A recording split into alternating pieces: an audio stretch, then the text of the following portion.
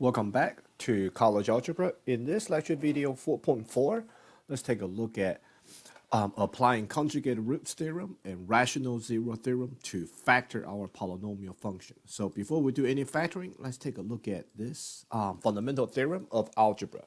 So fundamental theorem of algebra says if P is a polynomial with some sort of degree n, where degree of the polynomial is greater than equal to 1, then the polynomial P itself has at least one zero.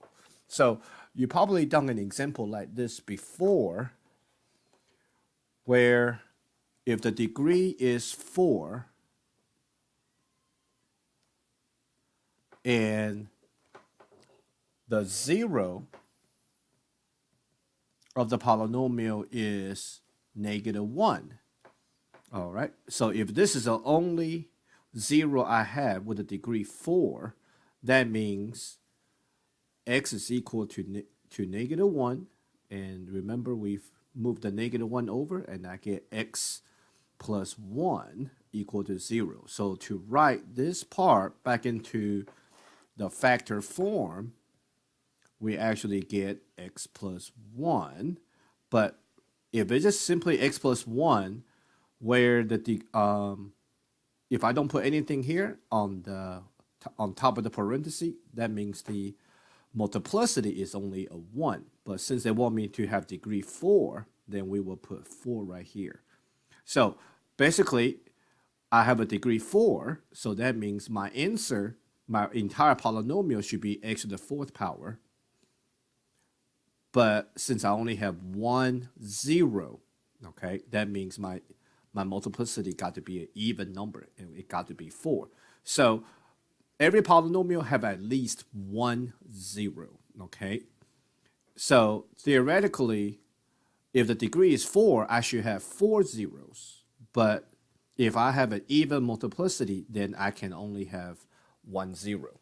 So most of the time, when we say at least 1 0, we're probably thinking about linear functions. Linear function has at least 1 0, and that 1 0 can also be non-real complex numbers. Now, if it's just only 1 0, and knowing the non-real zero come in conjugated pairs, then those type of polynomial function will have at least will have 2 zeros.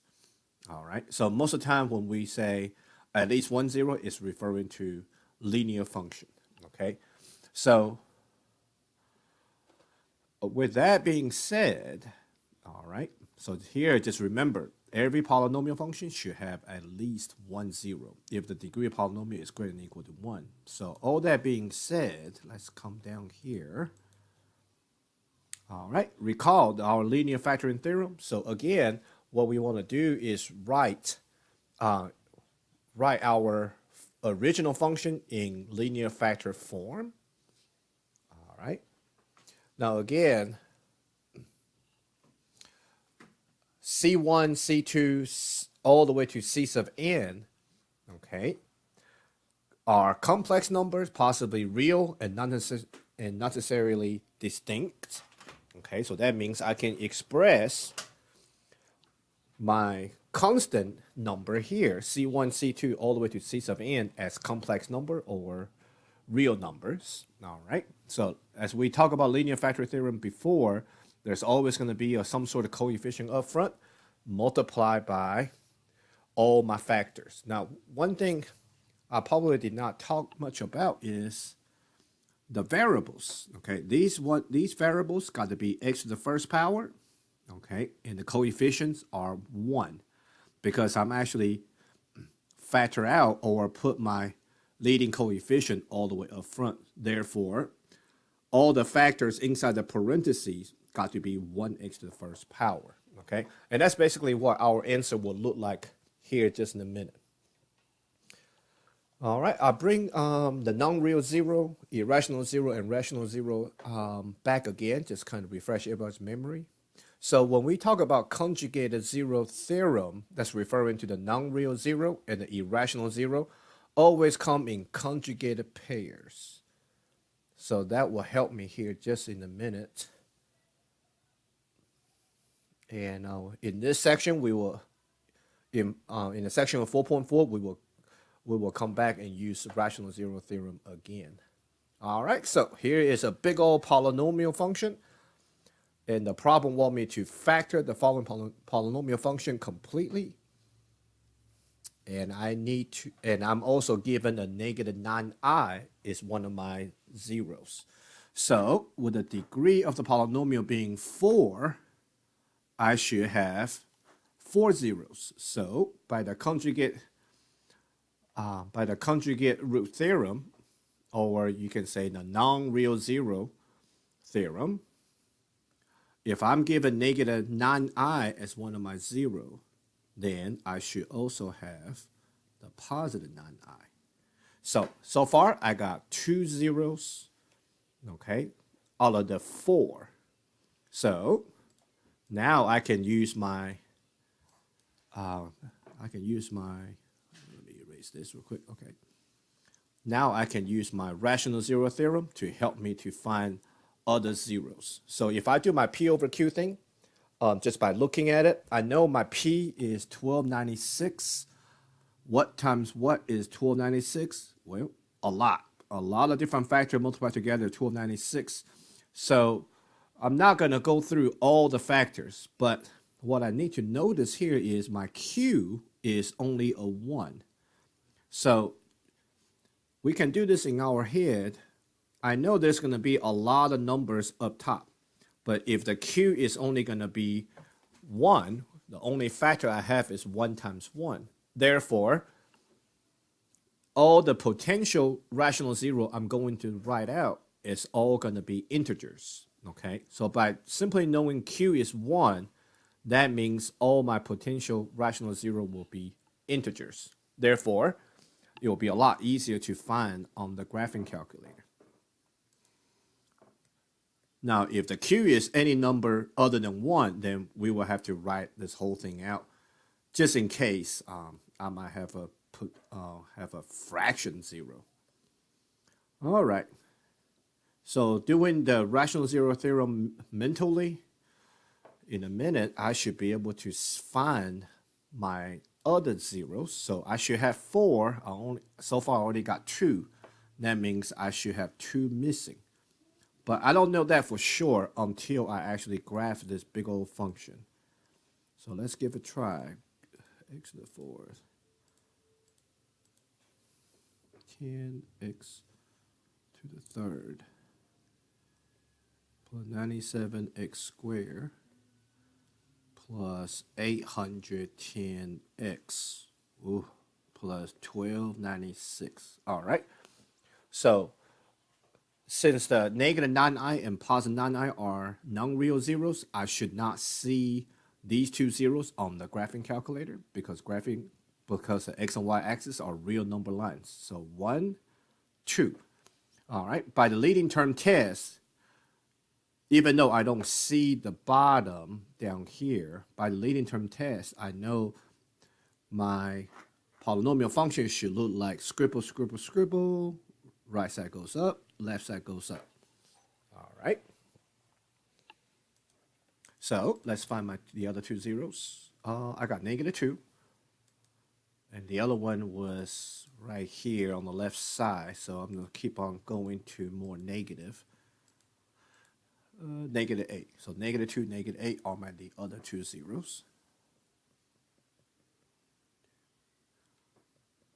All right, so I got my 4 zeros. So by the even and odd multiplicity, I also know the multiplicity on these two zeros will be odd number.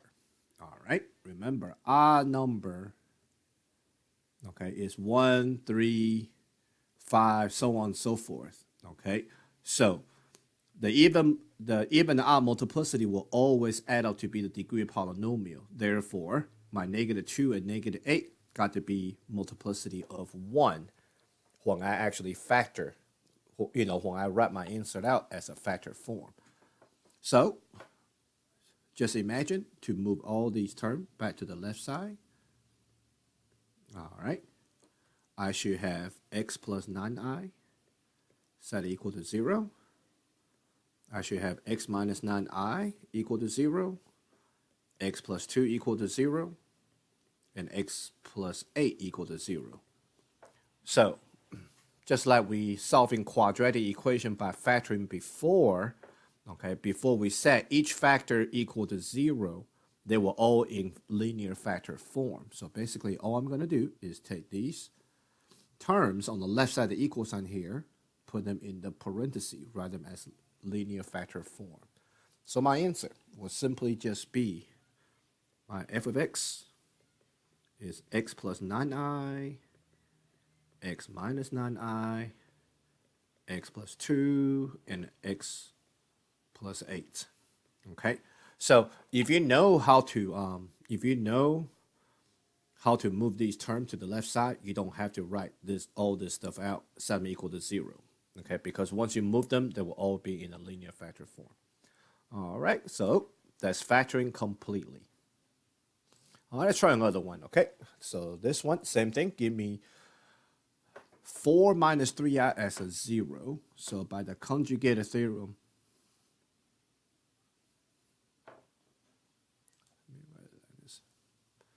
by the conjugated root theorem,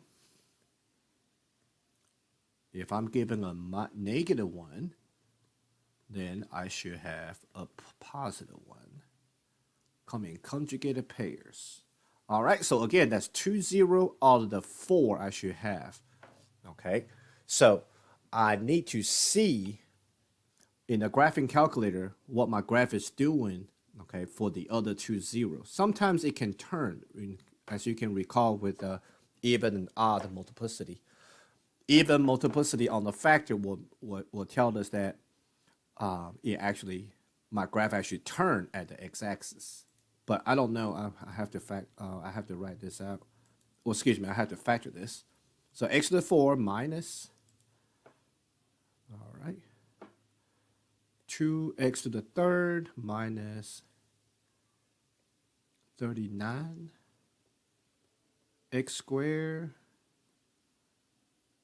plus 278x minus 400. Delete that 6. All right, graph it. One time. Come on, 2 times. There you go. It crossed it over. So the multiplicity got to be 1 and 1. So 1, 2, 3, and 4. Those are my 4 zeros. So again, if I do my P over Q, okay, Q is 1. So when I write out my P over Q, it's all going to be integer. So if I know that ahead of time, then I can just go straight to my table and find my 0. Negative 8 is one more time. Would it be negative 2 again? Nope. Where is it? Oh, positive 2 this time. Okay, positive 2 this time.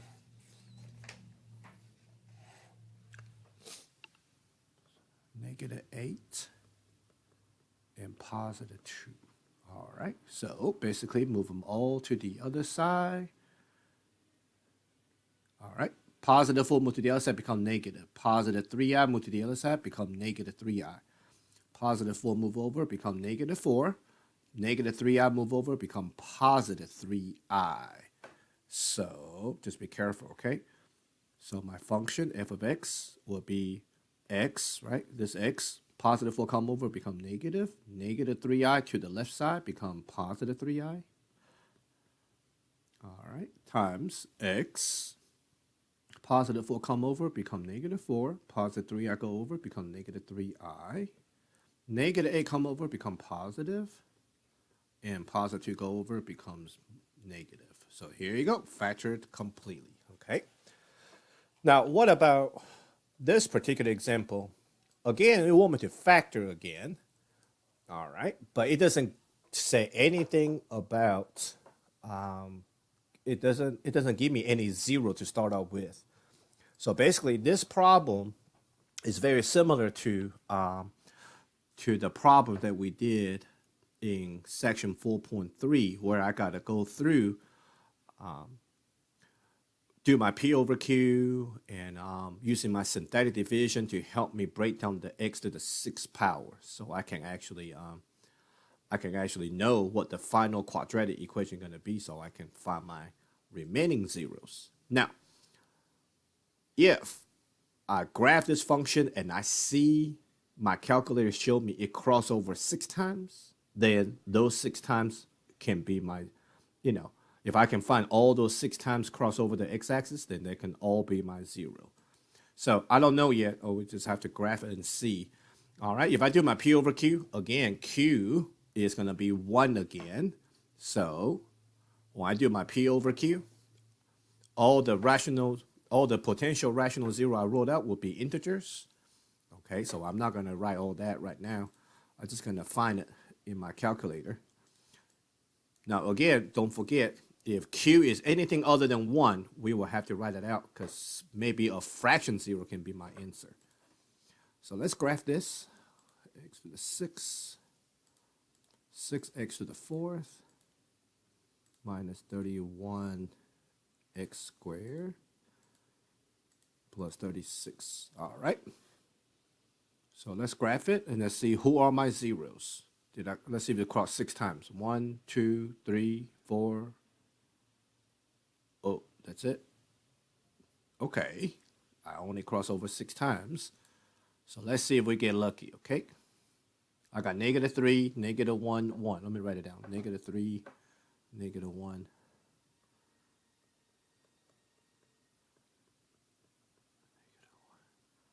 1. And let's see what the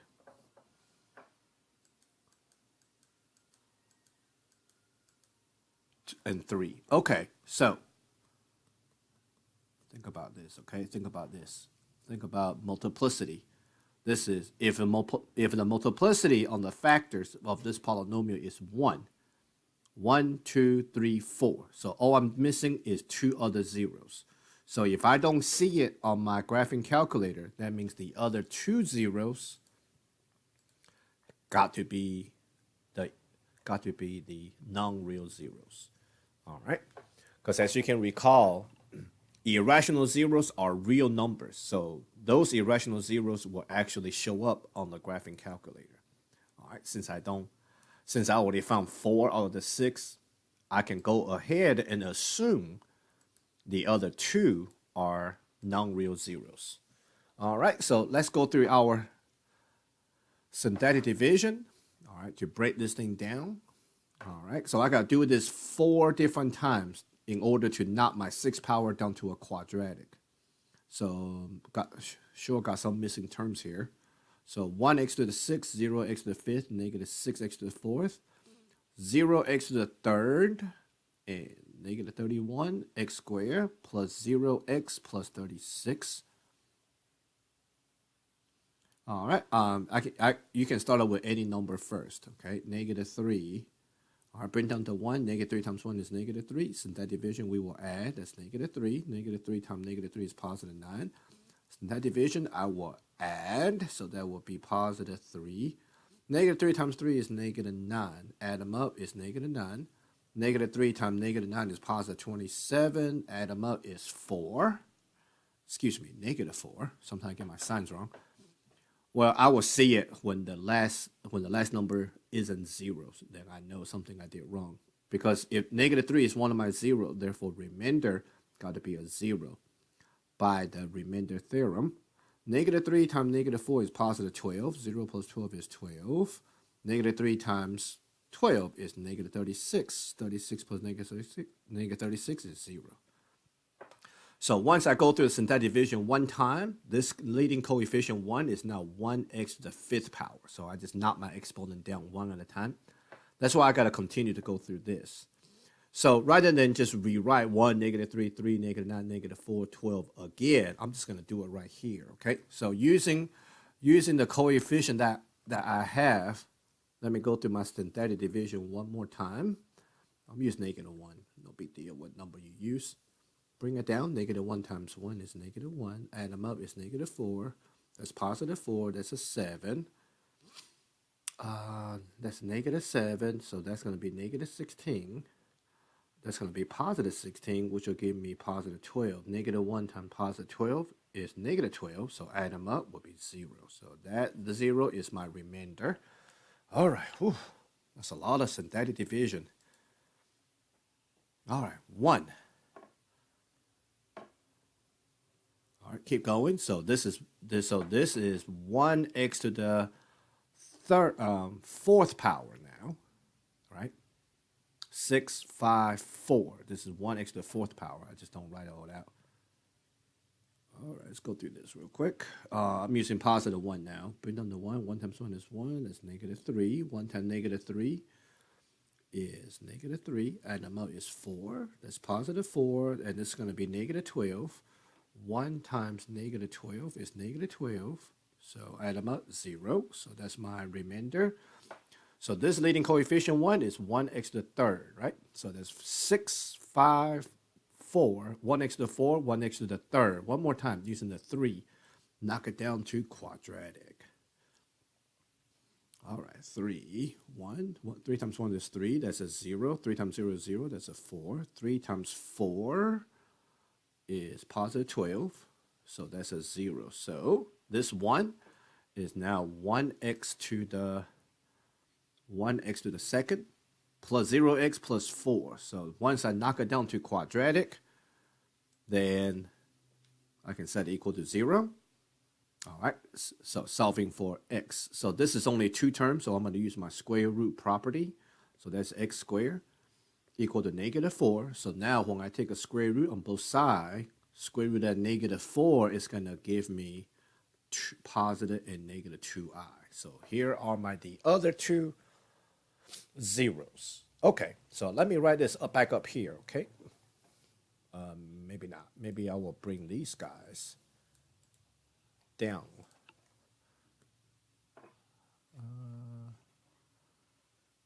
Hold on a second. I'm frozen again. Okay, let's go back. Copy.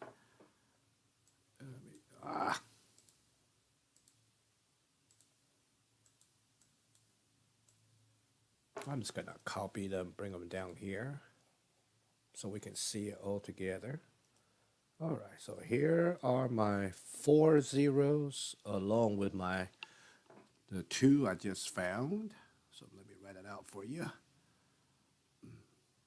Oh, sorry, that is not a negative 3. That's a positive 3. So x equal to 2i, x equal to negative 2i.